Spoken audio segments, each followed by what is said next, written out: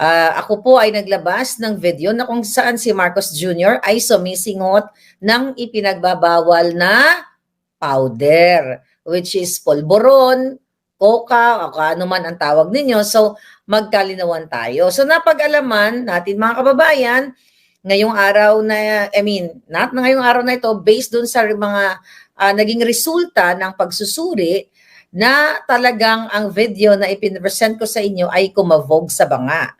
Meaning, ito ay hindi tampered, ito ay hindi face swap sa kabila ng pag-fact check ng Rappler, kaya dapat sila matanggal no? Yung kanilang mga balita, dapat yung tinatanggal kasi sila yung nagpapakalat ng kasinungalingan. Bakit natin ginagawa ito? Para magising man lang o ma-educate ang inyong mga anak na patuloy po kayong binababoy, binubudol o lahat na ng kawalangian ng gobyernong ito. Actually, before ako mag-vlog, mga kababayan, napag-alaman ko na ang mga jahas sa Malacanang ay nag-aantay sila dito sa ating evidence. Actually, hawak ko ito.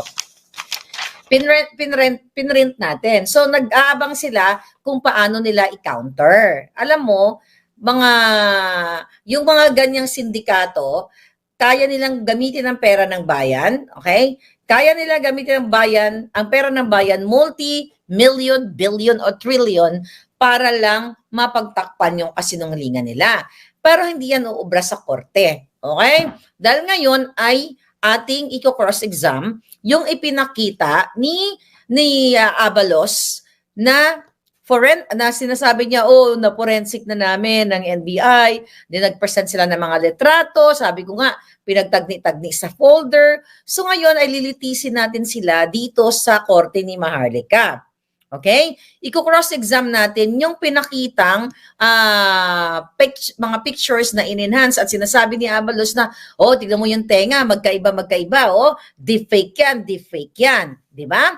So, ano ba yung pinakita ba ng gobyernong Bangag kung ano yung pamamaraan nila, ano yung way nila, ano yung ginamit nilang method kung bakit sila nagkaroon ng ganong resulta na yung tenga, magkaiba yung tenga, di ba? In-enlarge nila yon, in-enhance nila yung tenga, tapos eto magkabilang yung tenga, magkaiba, ganyan, hindi daw pareho. Pang-bobo po yun. Okay? Kasi kapag nasa korte ka, unang-una titignan mo kung may kredibilidad ba ang isang forensic expert. Ang tanong ko, si Abalos ba ay isang eksperto? Bakit siya nagpapaliwanag sa mga tenga-tenga? Ayan, di ba? Eksperto ba siya? Ano pa? Nag-aral ba siya sa tanyag na paaralan? Ano yung kredibilidad niya? Yan ang mga tinatanong sa korte kapag ikaw ay nag-present ng mga expert opinion or result. Sino ang nagdi-deliver o sino ang nagbigay nitong resulta na to?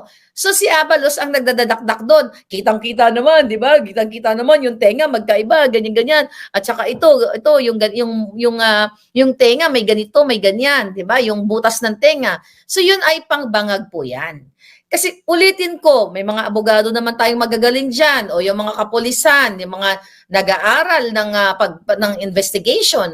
Ang simpleng investigasyon, kapag nag-iimbestiga ka ng mga krimen, nag-iimbestiga ka ng mga ganyan, hindi ka lang magbe-base sa tenga. Nasa digital age na po tayo ngayon, wala na tayo sa Stone Age o Barbaric Age. O kung ano pa man, na nung unang panahon ay wala pang teknolohiya. Ngayon, ano yung qualification ni Abalos at yung mga kinaray-karay niya doon sa kanilang press con, 'di ba? Nag-invite sila ng lahat ng mga jutang ginimis na mainstream media na kalaban ng bayan. Wala man lang nagtanong doon kung ano yung kung sino itong mga forensic experts, saan ba 'to nag-aral? Okay? Ano ba yung karanasan ni Abalos para umarte siya na forensic expert siya? So 'di ba? Bakit sila nagkaroon ng by the way, parang wala naman yata silang ipinakita na certification. Meron ba? Wala. Basta nag-focus lang sila sa tenga. 'Di ba? So ipapapresent mo, sabi ko nga kanina, ano yung method, ano yung pamamaraan ng pagsuri ng video na si Bangag ay sumisingot ng pulburon kasi siya ay since birth, okay? Addictus benedictus. So yan ang walang pinakita ang DND, DILG kasi nataranta silang lahat dahil inutusan sila ni Liza Tanas ni Bangag na sagutin nyo yan. Okay? Ano kayo, magpa-press con kayo, tawagin nyo lahat. Okay? Tawagin nyo lahat ng media para madyatay na natin yan, patay ng sunog. Dahil SONA yun di ba? SONA, kaso ng ngalingan.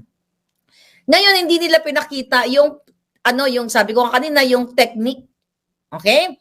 Dahil dito mga kababayan, tignan natin okay? Tayo ay nagsaliksik. Okay. Ano yung mga pamamaraan? Okay? Ano yung mga pamamaraan? Mga kababayan, ito. Ang sabi dito, ano yung methodology? Kung tayo ay nasa korte, okay? Kung kayo ay nasa korte, mga palangga, ay i-examine yung methods na ginamit, okay? The court will okay? Nang sinasabi ni Abalos na eksperto dun sa video analysis ito, sa video analysis na sinasabi niya. Ito yung kasama dito yung pagtatanong kung ano yung mga techniques nga, okay, para i-assess kung authentic ba yung video na yon. So tulad ng tinatawag na visual analysis, metadata examination, compression artifact analysis, which is ipapakita ko later sa inyo, di ba? And entropy evaluation. All right? So sabi dito, the opposing counsel may challenge the validity or reliability of the methods. Di ba? Sabi ko kanina na nasa sasakyan ako mga palangga, di ba?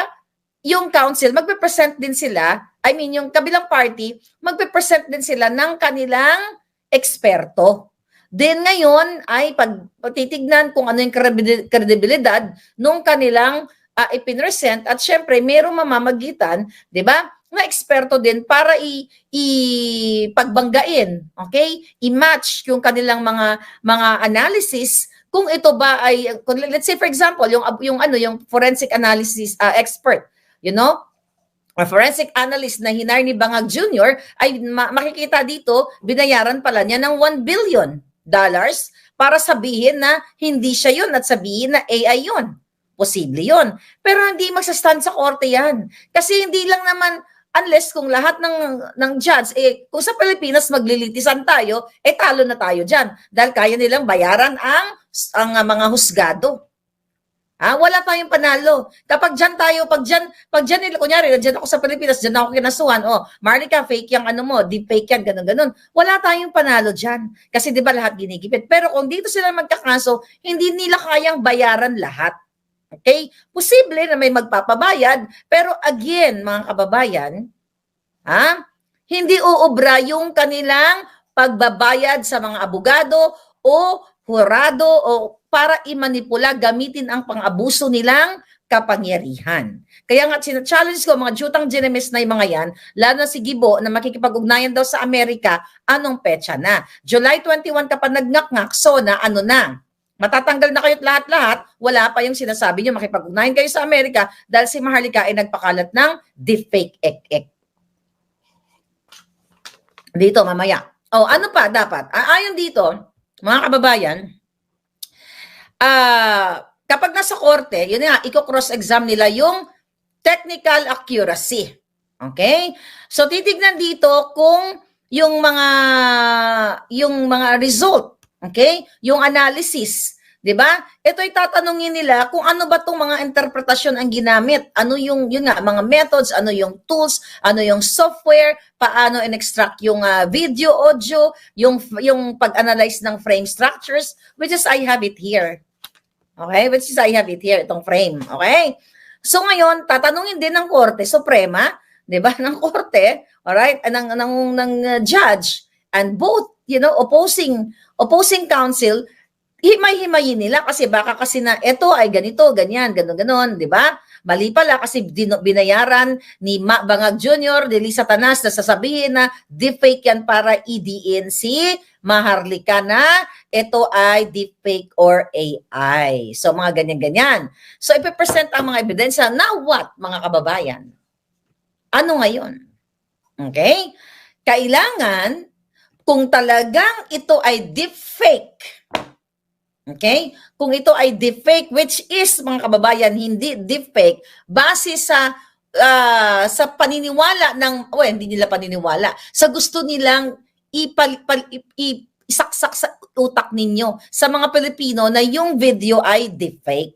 Yun talaga isaksak sa kaya nakipagsabuatan sila sa mainstream media para nga kayo ay matakot at hindi na mag-share. Dalang unang order ng mga Jutang Ginimes, mga kababayan, ay wag nang ipakalat ang video, wag nang i-share.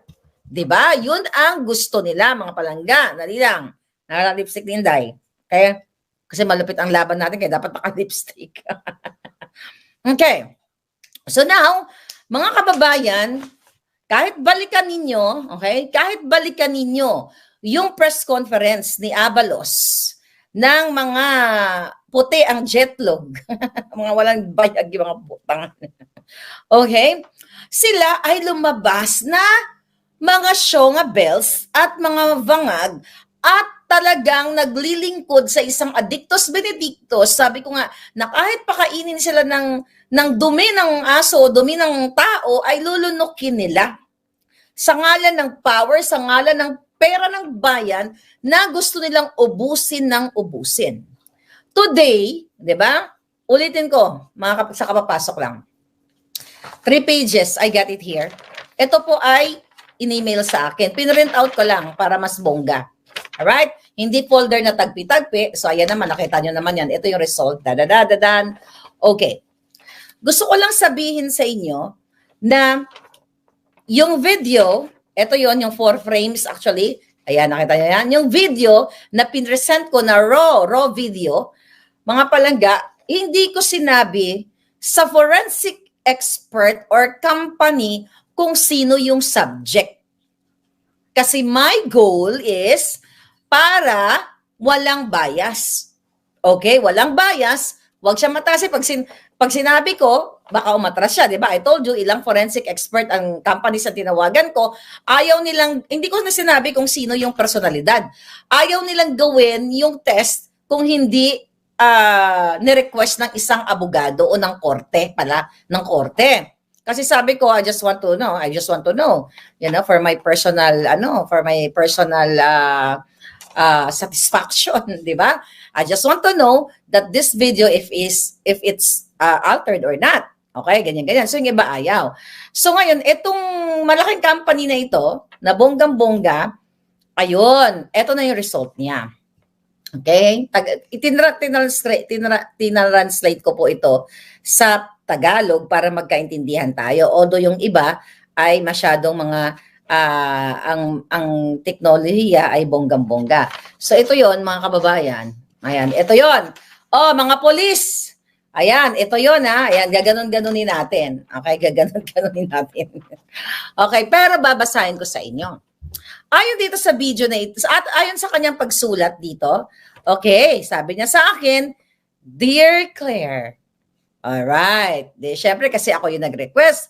Sabi niya, okay, I was asked, Tagalogin ko na, sabi niya, ako ay, ito, tignan natin, sabi niya, ako ay iyong inatasan, okay, ako ay iyong inatasan para suriin ang video na ito.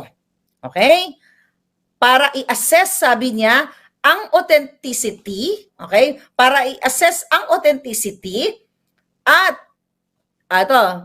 para malaman kung ito ay may signs ng tampering or editing. Okay? So sabi niya, ako ay inatasan mo, okay? Na ang video na ito ay i-examine para malaman kung ito ay mayroong tampering present ng editing or tampering. Ang sabi niya dito, ang video file na iyong sinend sa akin, okay, ay dumaan sa series of comprehensive analysis. Okay? Sa mga detalyadong pagsusuri, ika nga. Okay? Sabi niya, kasama dito, okay, kasama dito ang visual analysis. Alright? Then, ang sabi pa niya dito, file, structure, examination. And, sabi pa niya, at mga detalyadong pagsusuri ng compression artifacts. Ito pa ang pamamaraan niya. GOP structures. Dito sa mga teki-teki o baka nag-aaral kayo ngayon, ng mga, kung baka nag-aaral kayo, estudyante kayo ngayon, lahat ng binabanggit ko, Googleable yan. Kayo mga pulis, kayo mga AFP, anyway, bibigay ko naman to yung written sa ibibigay ko naman to ang written sa mga dapat bigyan. Alright? Bibigay ko to, huwag kayong mag-alala.